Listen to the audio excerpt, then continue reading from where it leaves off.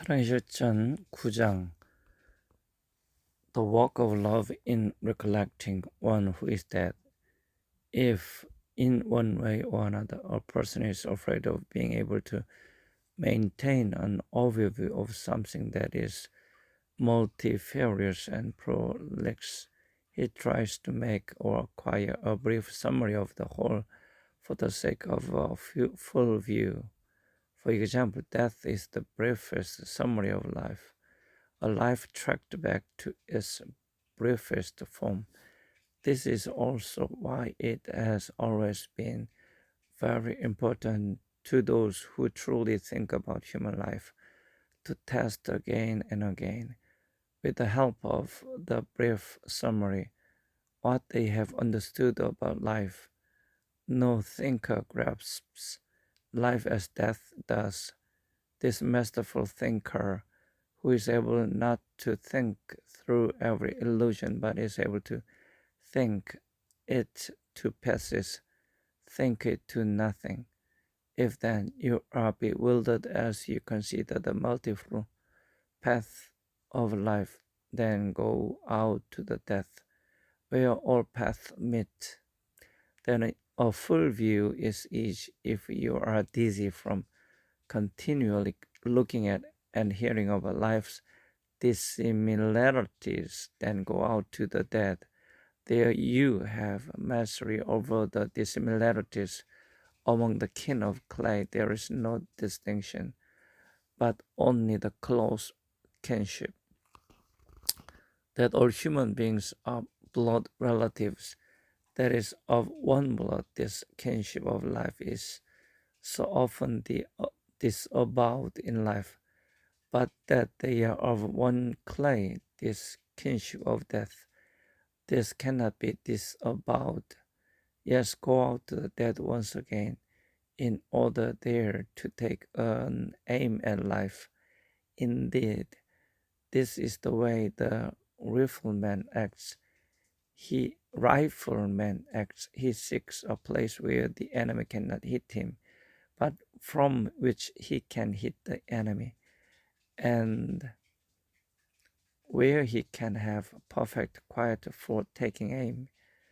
Do not choose an evening hour for your visit, because the quiet in the evening and in an evening spent among the dead is often not far from a sudden excitement that fatigues and satisfies with restlessness, raises new riddles instead of explaining the one once proposed. No, go out there early in the morning, where the sun is peeking through the branches with shifting lights and shadows, and the beauty and friendliness of the garden, when the chirping of the birds and the profusion of life out there almost make you forget that you are among the dead. It will seem to you as if you had entered a foreign country that had remained unacquainted with the confusion and fragmentation of life in the state of childhood, consisting only of small families. Out here is attained what is futilely sought in life: equal distribution. Each family has its own little piece of ground, approximately the same size. The view is just about the same for all of them. The sun shines equally over all of them. No building rises so high that it takes away the sun's rays, or the refreshing rain, or the fresh air of the wind, or the reverberations of bird songs from the neighbor or the neighbor across the way. No, here there is equal distribution. In life, it certainly does happen sometimes that a family who has lived in prosperity and abundance must limit itself, but in death all families have had to limit themselves. there will be a slight difference, perhaps a foot in the size of the plot, or one family may have a tree that another larger does not have on its plot. Why do you think there is this difference? By its smallness, it is a profoundly teasing reminder to you of how great the difference was. That is how loving death is. It is simply love on the part of death that, by means of this little difference, it calls to mind in an inspiring jest a great difference. Death does not say there is no difference, whatever it says. There you can see what the difference was, half a foot. If this little difference does not exist, then death's summary would not be completely reliable either. Thus, in death, life returns to childlike simplicity. In childhood, the big difference was also that one person had a tree, a flower, or stone, and this difference was an information what would manifest itself in life on a completely different scale. Now life is over, and among the dead, this little intimation of the difference remains as a recollection mitigated in a just of how it was. See, out here in the place to think about life, to get a full view with the aid of the brief summary that abbreviates the prolixity of all the complicated relationships. In writing about love, how then could I leave unused this occasion to make a test of what love really is? Truly, if you wanted to ascertain what love there is in you or in another person, then pay attention to how he relates himself to one who is dead. If one wishes to observe a person, it is very important for the sake of the observation that one, in seeing him in a relationship, look at him alone. When one actual person relates himself to another actual person, the result is two. The relationship is constituted, and the observation of the one person alone is made difficult. In other words, the second person covers over something of the first person. Moreover, the second person can have so much influence that the first one appears different from what he is. Therefore, a double accounting is necessary here.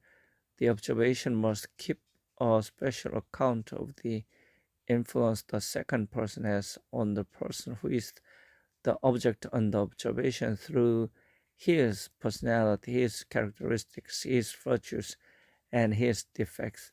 If you could manage to see someone shadow boxing in that earnest, and if you could prevail upon a dance to dance solo the dance he customarily dances with another, you would be able to observe his emotions better than if he were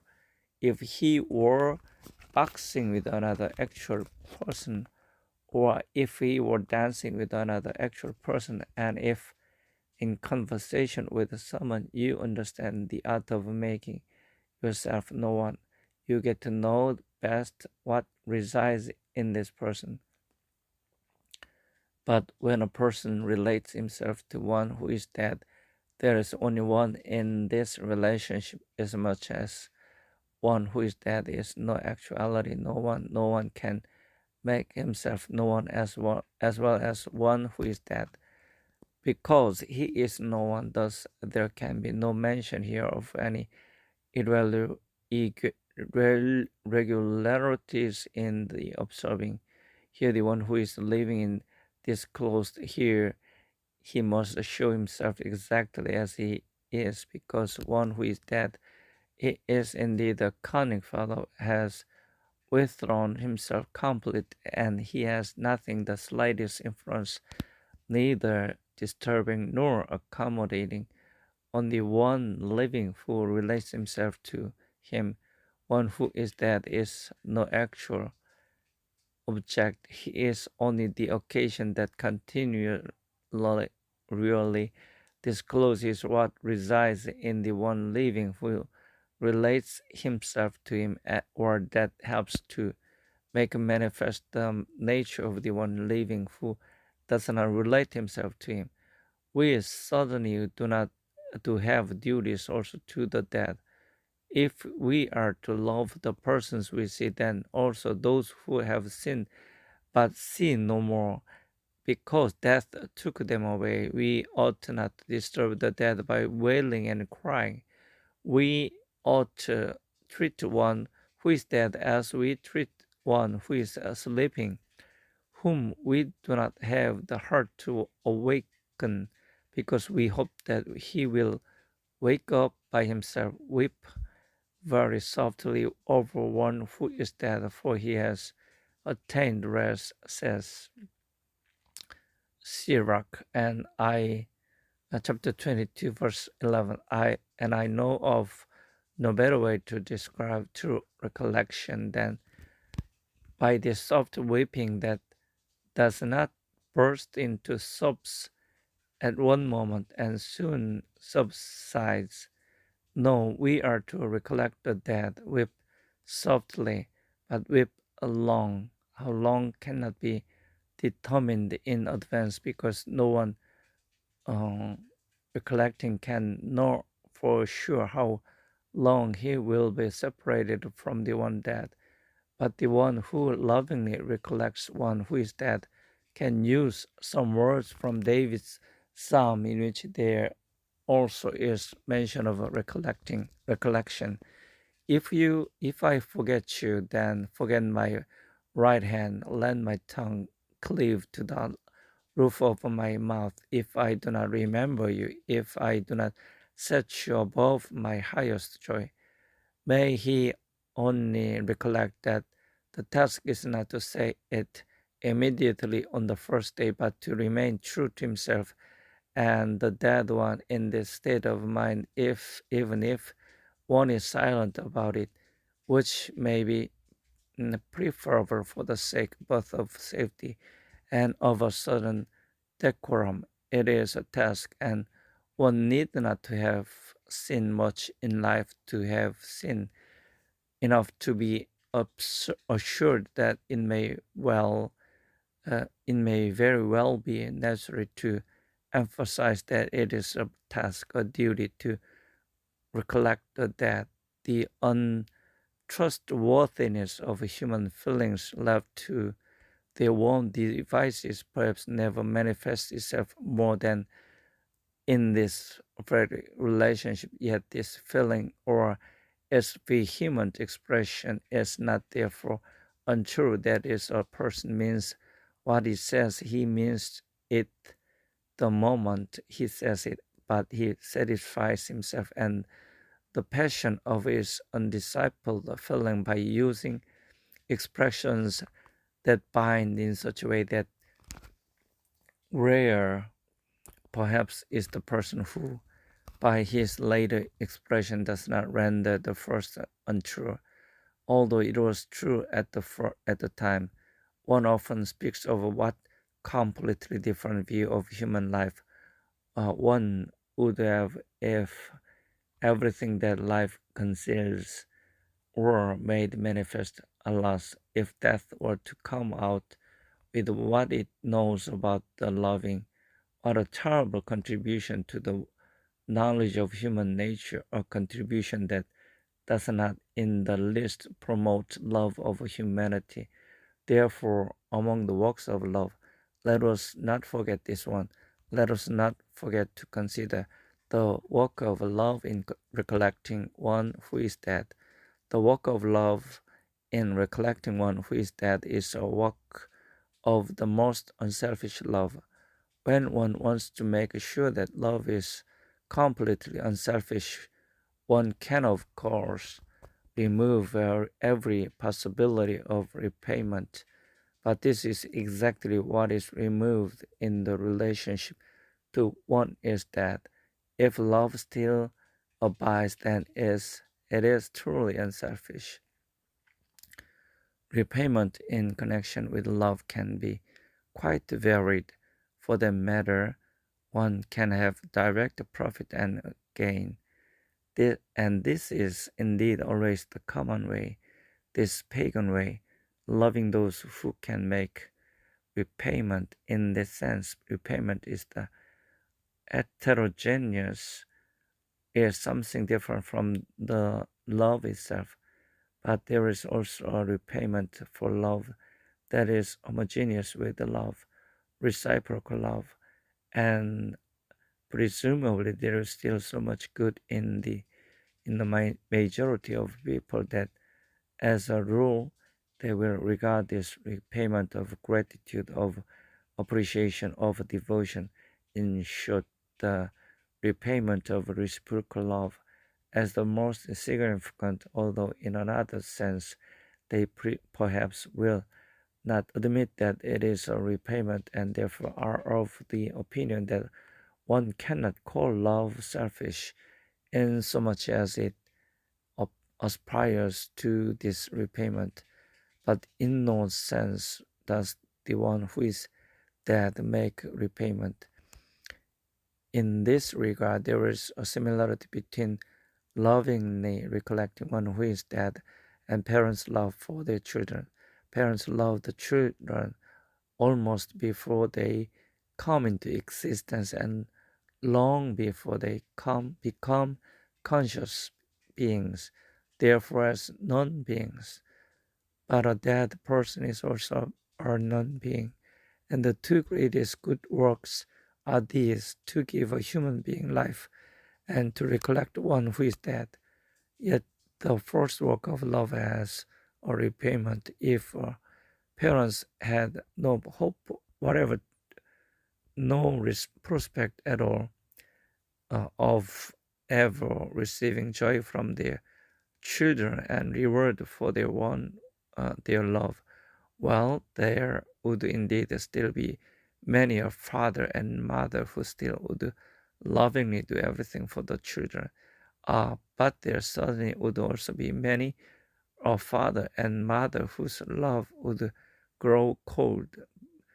By this, it is not our intention to declare outright that such a father and mother are unloving. No, but the love in them would still be so weak, or self-love so strong, that this joyous hope, this encouraging prospect would be needed if, and with this hope, this prospect, everything is all right, the parents could say to one another, it is true that our little child has many years ahead of him, but during all that time, we will also have the joy of him.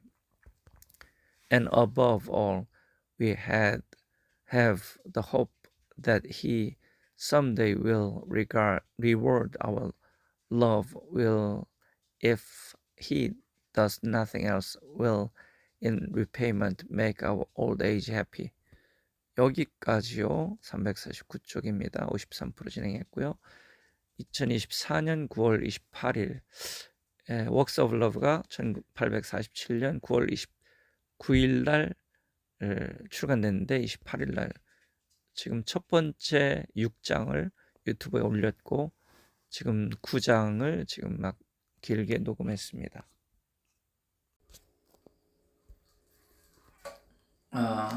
죽은 자를 기억하는 거 사랑의 실천 2부 9장을 이어서 읽겠습니다. 두 번째입니다.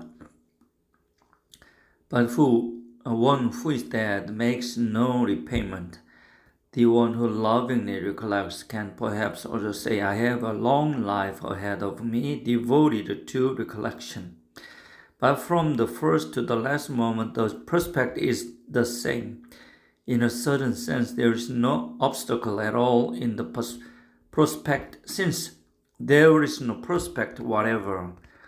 In a certain sense, it is so hopeless, such a thankless work, or in the sense in which the farmer says it, such a discouraging job to recollect one who is dead.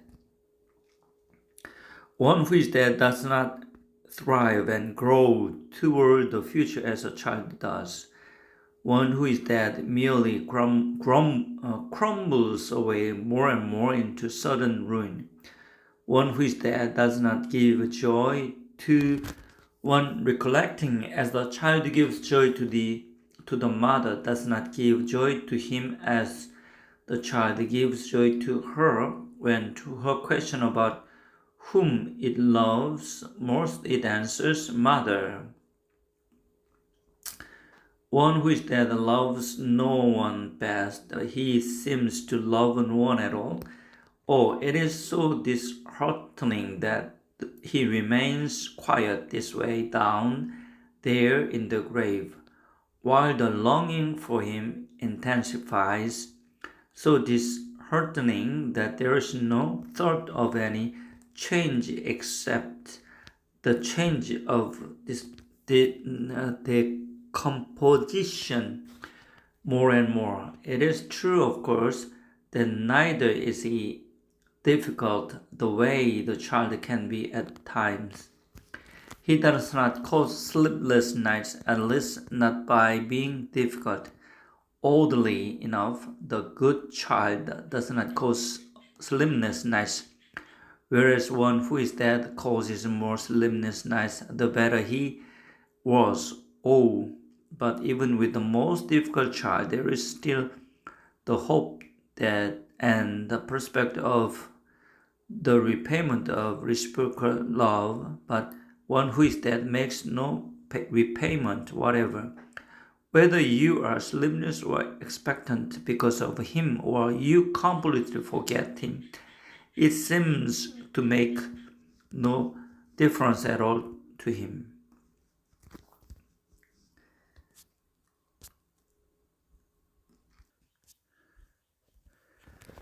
If then you wish to test yourself as to whether you love unselfishly, just pay attention to how you relate yourself to one who is dead.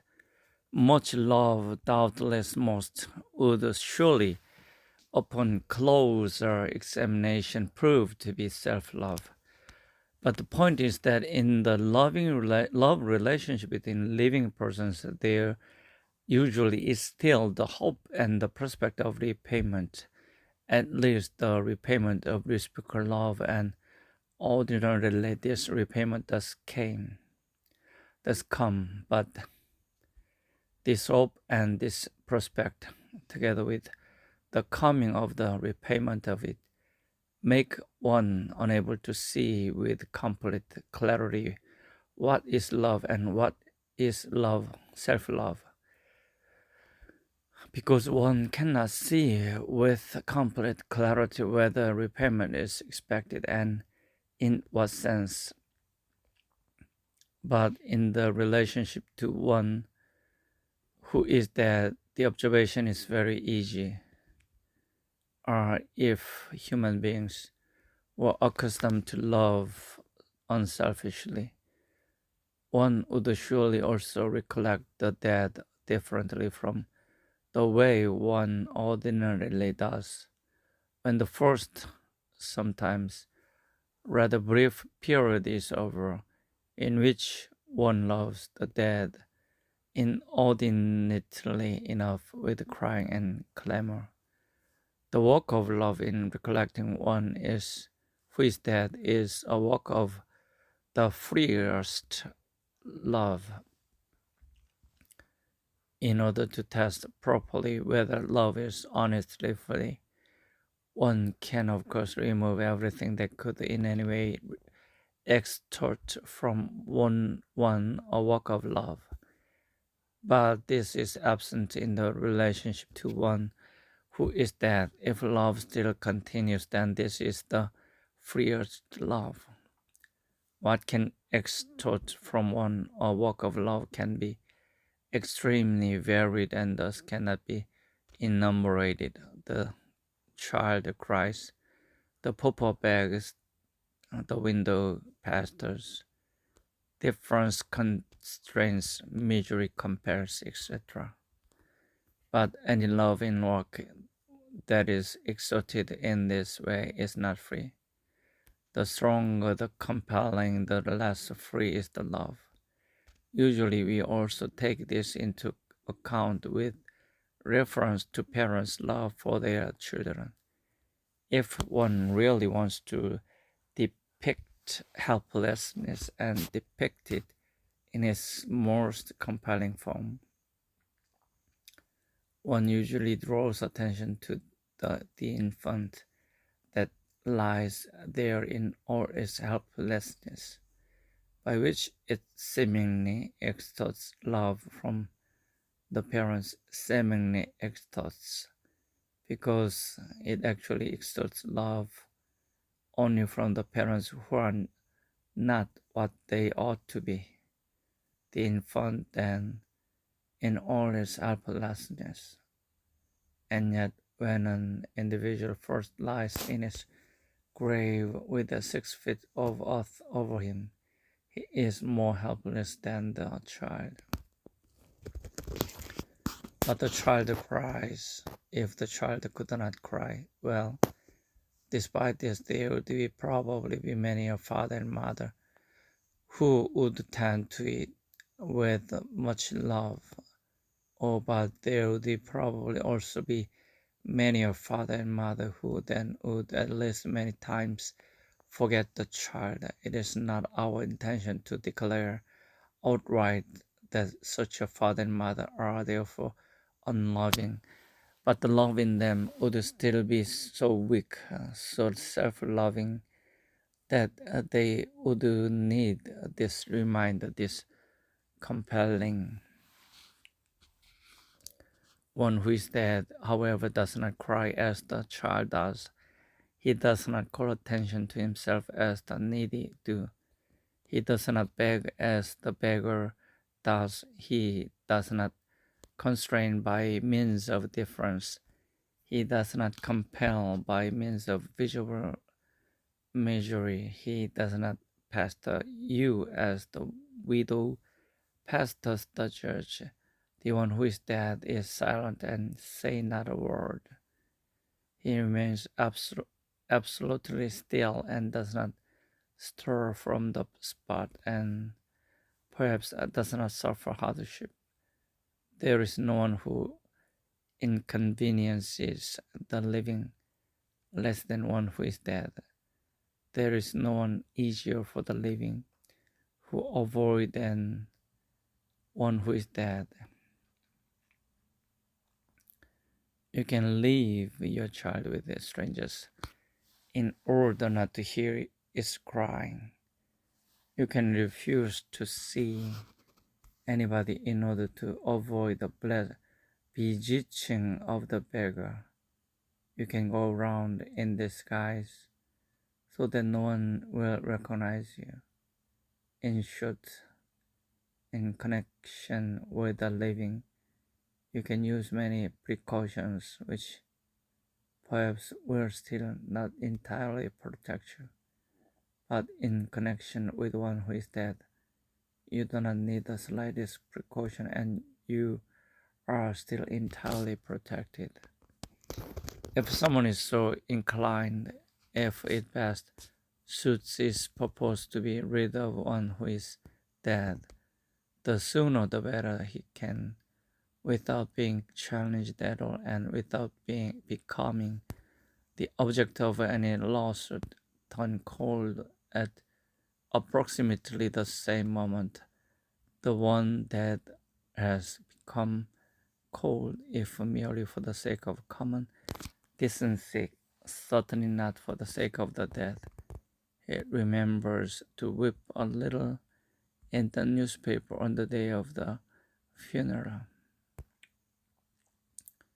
If he merely takes care to see the one dead the last honor for the sake of common decency, then he can for that matter laugh at the one dead right before his.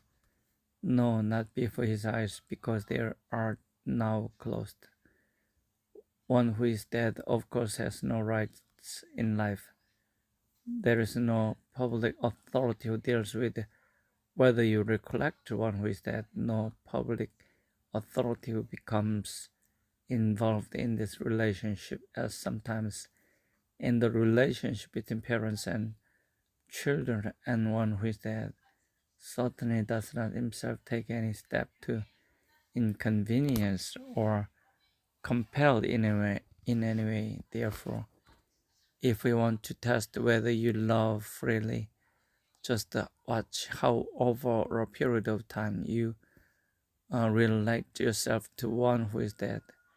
If it did not seem so much like a jesting, which is assuredly is not, except to someone who does not know what honestness is, I would suggest that over the gate to the garden of the dead there be placed as an inscription, "No compulsion here," or "With us, no compulsion." Yet I do want to say it. I do also want to have said it, and also to stand by having said it. I have thought too much about death not to know that someone who does not know how to use the subtlety or the roguishness of a profundity that resides in death for awakening not well that such a person cannot speak honestly about it. Death is not honestness in the same way as the eternal that is. To the honestness of death belongs that remarkable capacity for awakening.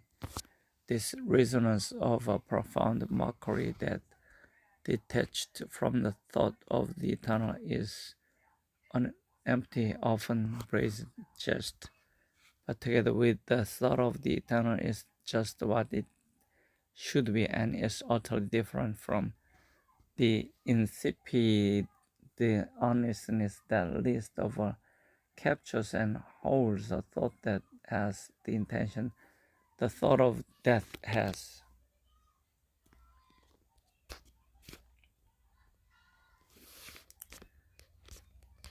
여기까지.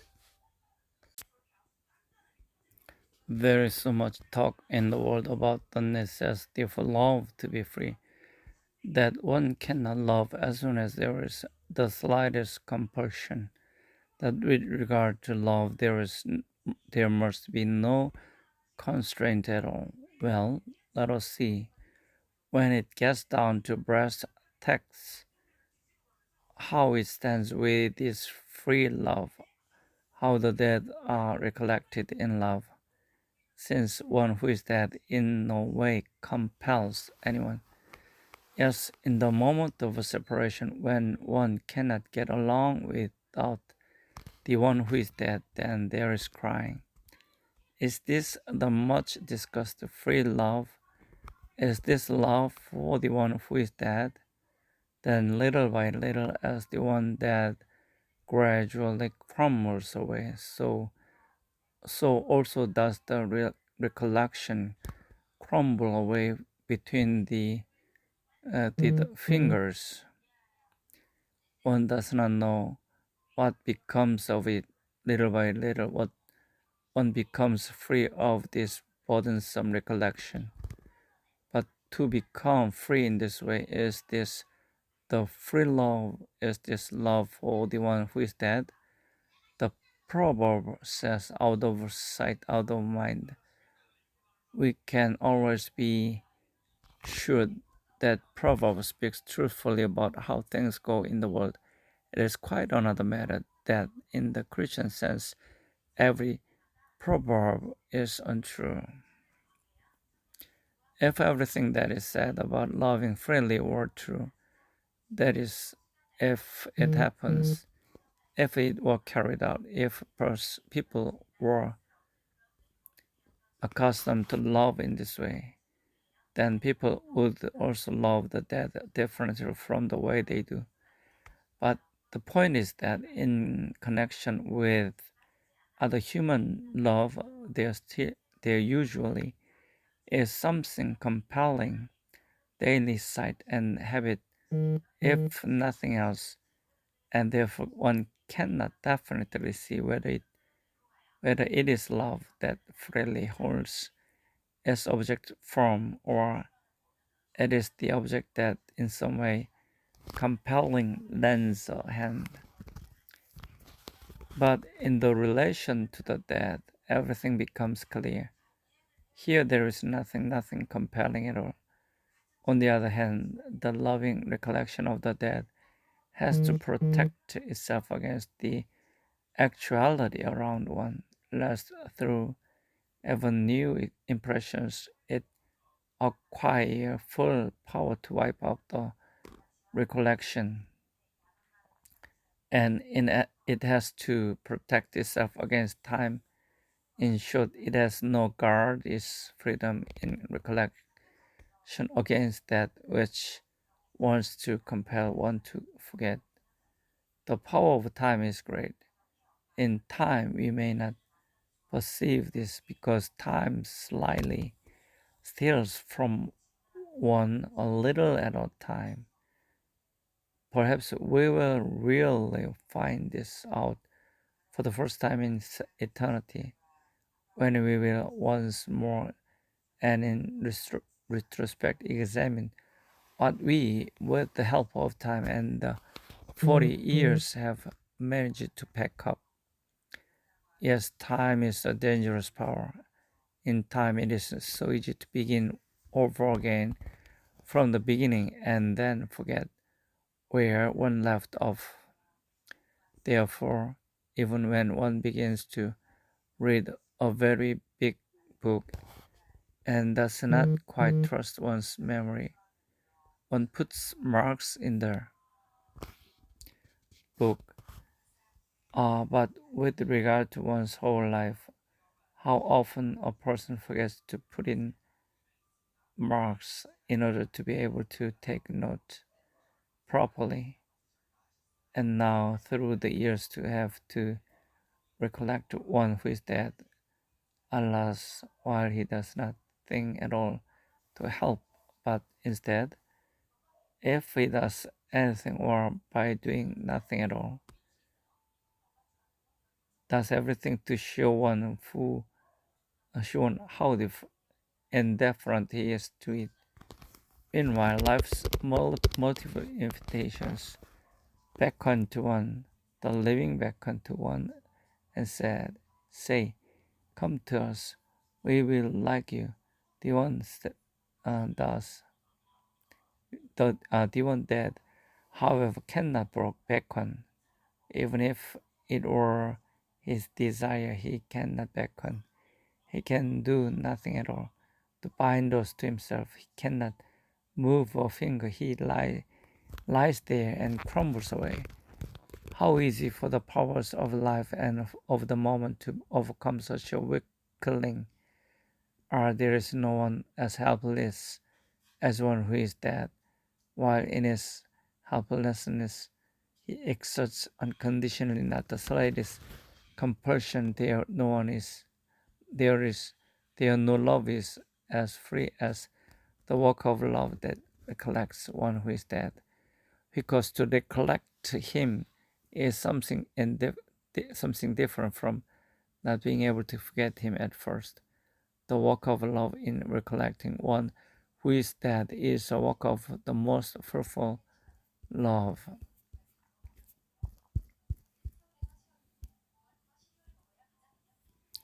In order to test properly whether a person's love is faithful, everything can of course be removed whereby the object in any way help him to be faithful.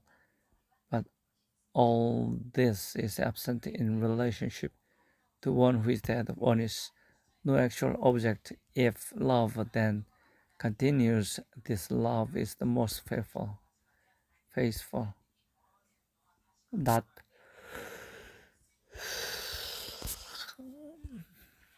Not infrequently, there is talk about lack of faithfulness and love between people. So the one blames the other and says, "It was not I who changed, it was he who changed." Well, what happened then? Did you remain unchanged? No, of course. It was natural and unnecessary consequences that I changed too. At this point, we shall not explain how meaningless this presumably necessary consequence is, whereby it naturally follows that I change because another changes. Though we are speaking of the relation to someone who is dead, and here it is, it uh, of the question that it was the one dead who changed. If a person occurs in this relationship, I must be the one who has changed. Therefore, if you want to test whether you love faithfully, just observe how you relate yourself to one who is dead.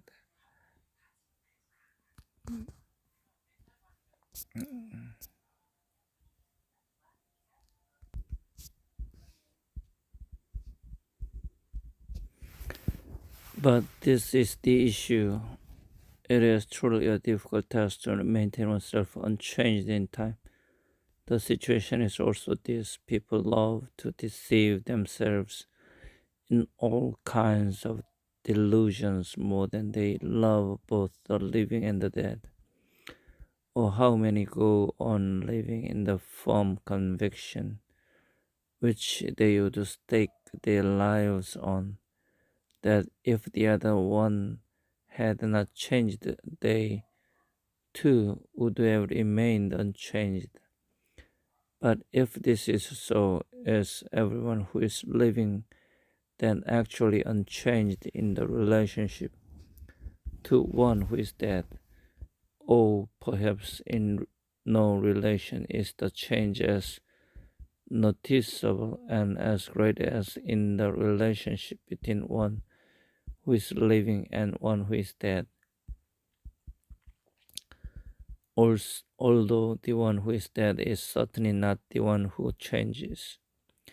When two who are living hold together in love, the one holds on to the other and the alliance holds on to both of them. But no alliance is possible with one who is dead.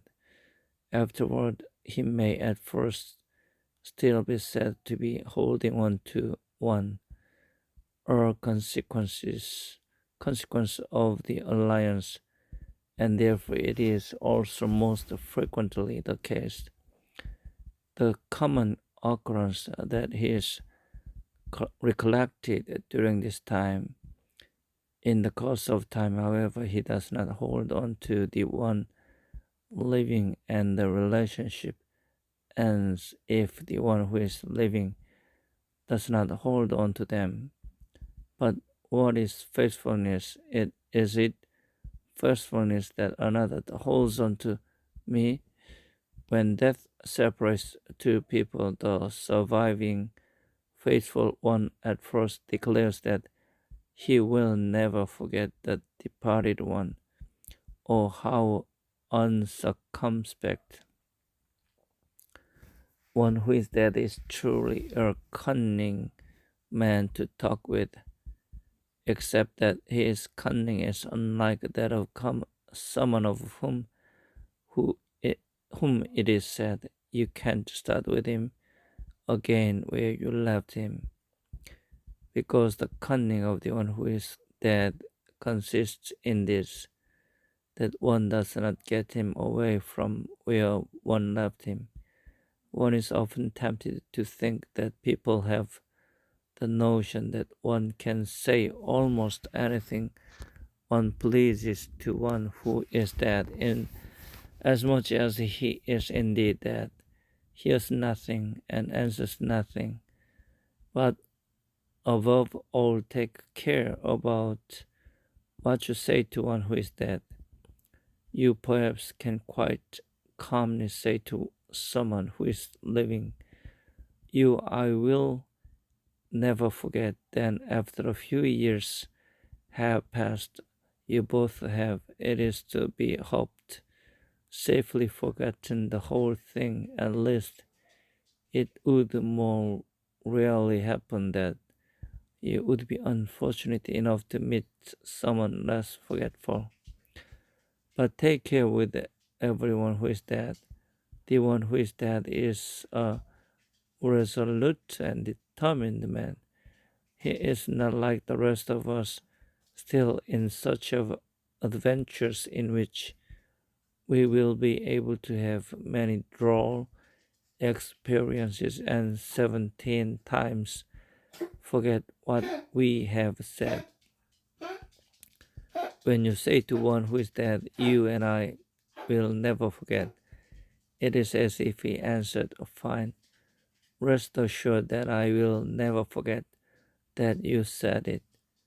And even if all your contemporaries were to assure you that he has forgotten it, you will never hear this from the lips of the dead. No, he goes his own way, but he's not changed.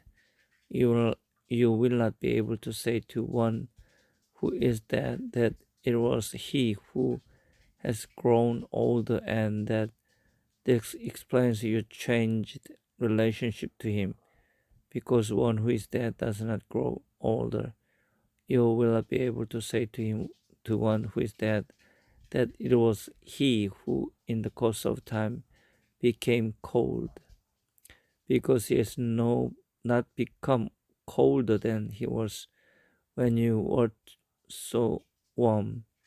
Nor will you be able to say that it was he who has become uglier, and that is why you could not love him anymore, because essentially he has not become uglier than when he was a beautiful corpse, which surely is not suitable as the object of erotic love.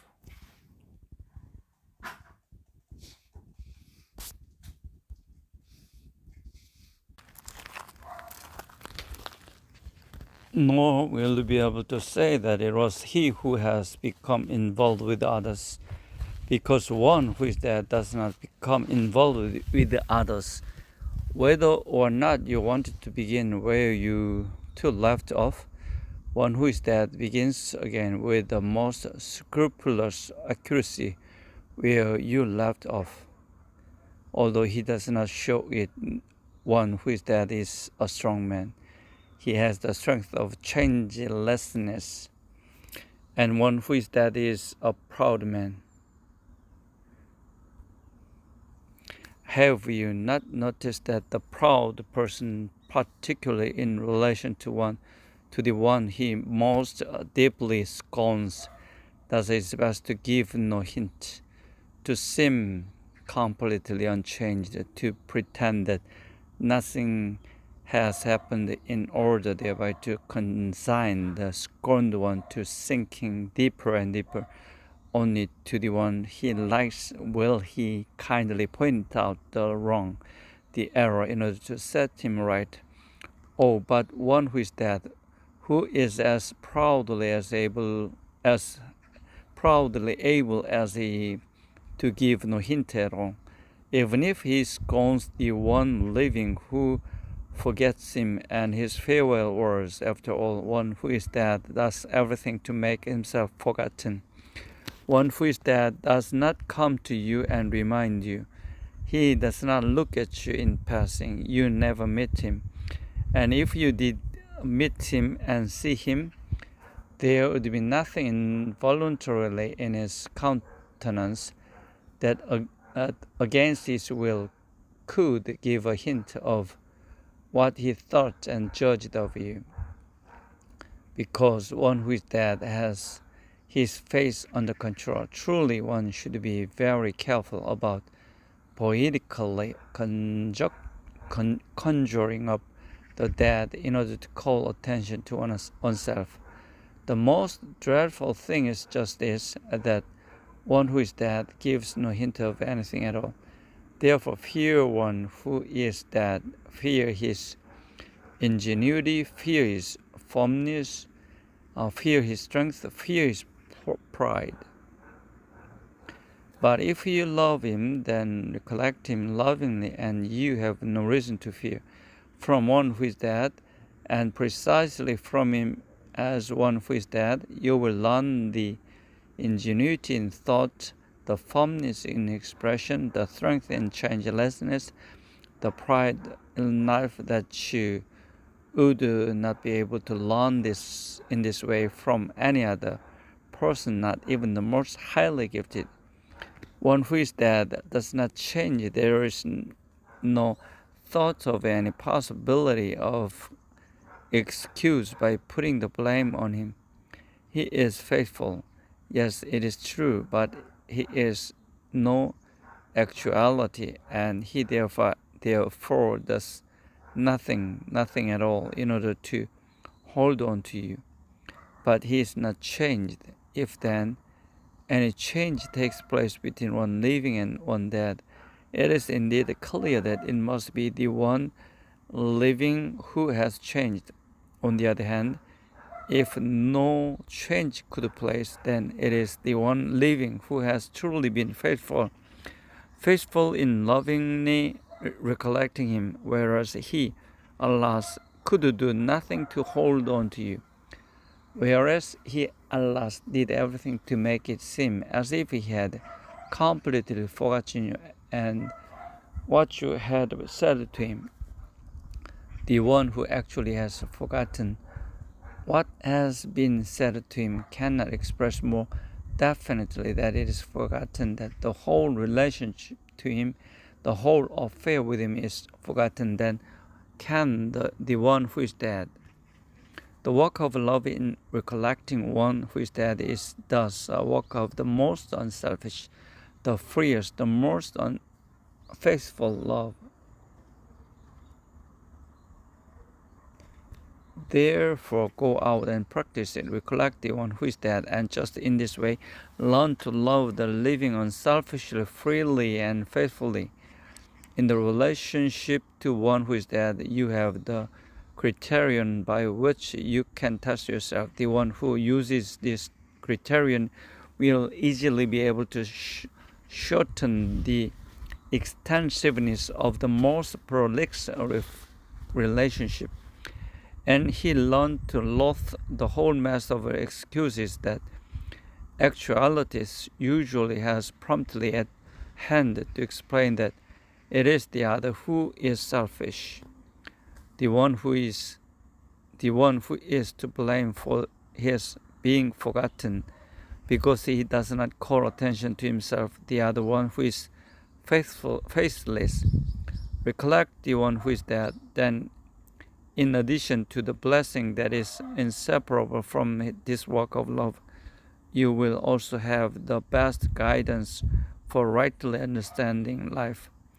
That it is our duty to love the people we do not see, but also those who do see. The duty to love the people we see cannot cease, because death separates them from us, because the duty is eternal. But accordingly, neither can the duty to those who are dead separate the living from us in such a way that they do not become the object of our love. 그래서 사랑의 역사 2장 2부 9장을 하루 만에 녹음하였습니다. 이제 올리면 되겠습니다.